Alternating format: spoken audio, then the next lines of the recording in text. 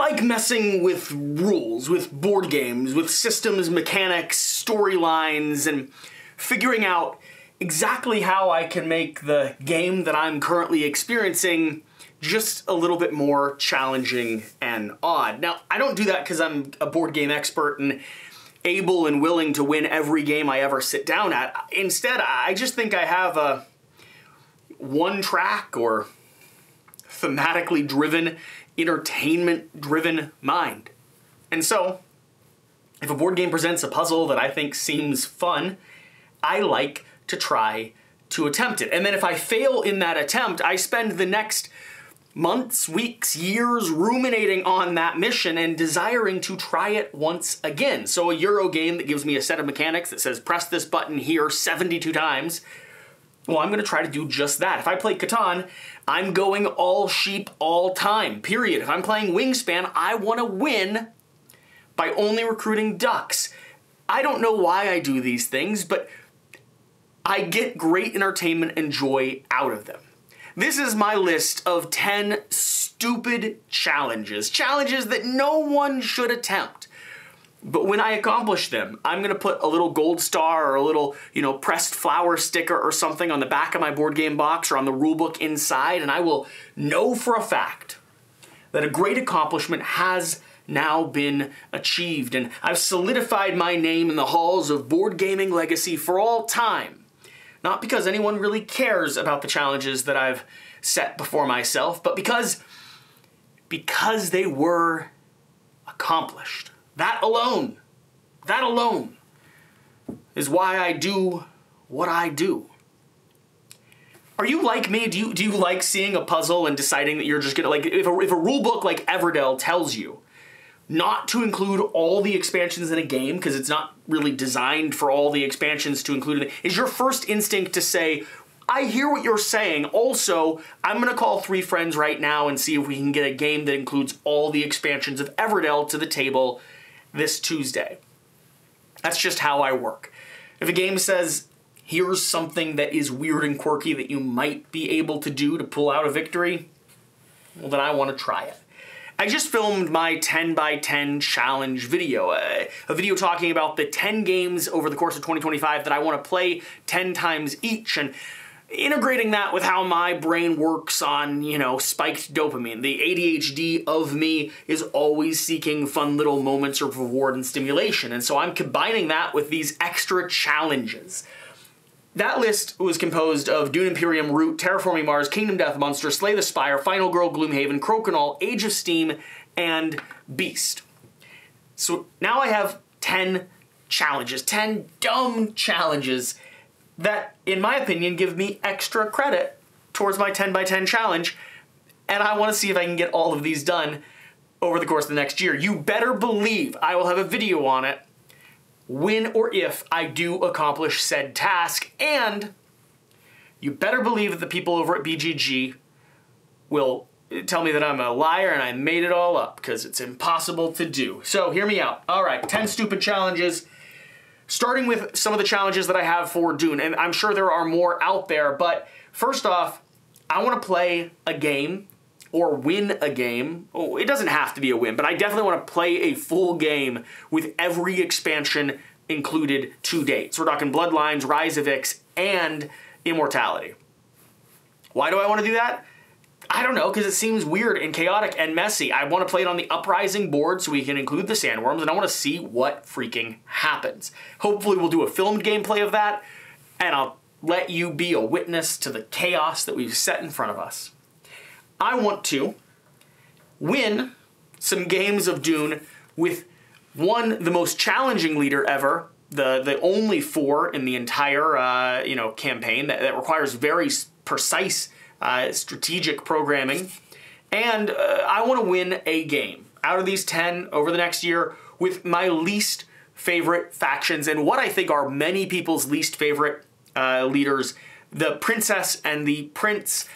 Corey and I did a series of videos talking about our favorite and least favorite Dune Imperium leaders, and apparently there's kind of a universal trend that the Prince and the Princess just suck. They're just terrible. They just don't give you enough benefit. Well, I want to win with them. Why? Because I don't even want to play with them, but I want to win with them. It makes me excited to play Dune Imperium if I know that I'm trying to win a game with these characters that I don't like playing as at all. I don't know why I work this way. I just do.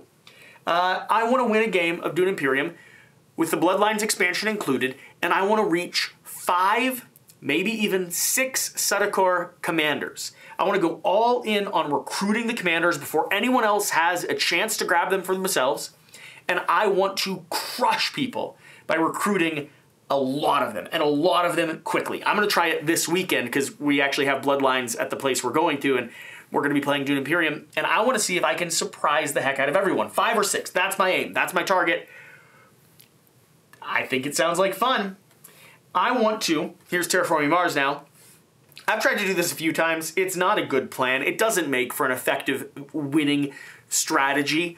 But I really want to win a game of Terraforming Mars without placing a single city down on the board. You score so much through placement and cities and adjacency and get resources back. It's like, this is a terrible decision. But I just like the idea of not populating Mars and just smashing asteroids into the side of it and filling it with dogs.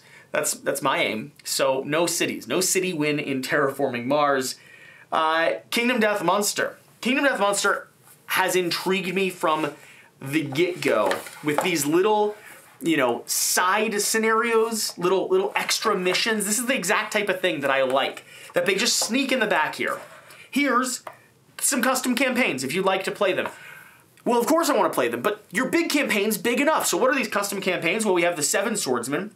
Start the campaign with a population of 7. Each survivor starts with the Ageless ability from the White Secret Story event and has a sword weapon mastery. The 7 Swordsmen will never be bothered with people outside of their settlement. Thus, the settlement can never gain a population. The Swordsmen never roll on intimacy table, and there is no love in their hearts. You just start with 7 killers, and as they get annihilated, you lose the game. I want to play the 7 Swordsman campaign so badly. It gives you strong advantages at the beginning, but it just seems like you're just going to be wrecked by randomness and chaos, and I love it.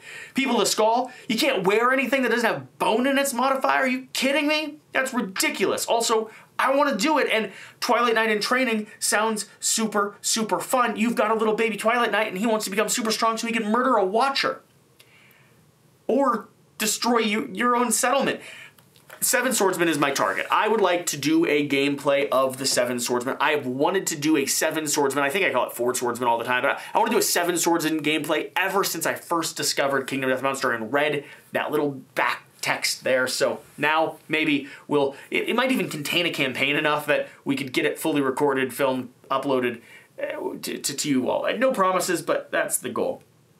When it comes to Root, I've started playing Root solo again, having fun diving into it with the Clockwork expansion. And one of my goals with Root, I want to win a 4, 5, 6 player game of solo Root. I want to go head to head against a ton of factions, play them accurately enough for it to be a verified victory and still come out on top.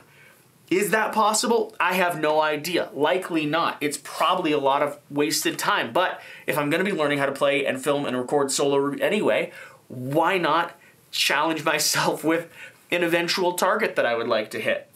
Moving forward, I also have always wanted to have a surefire, eerie victory without ever crumbling, without ever falling apart. It's very hard to do.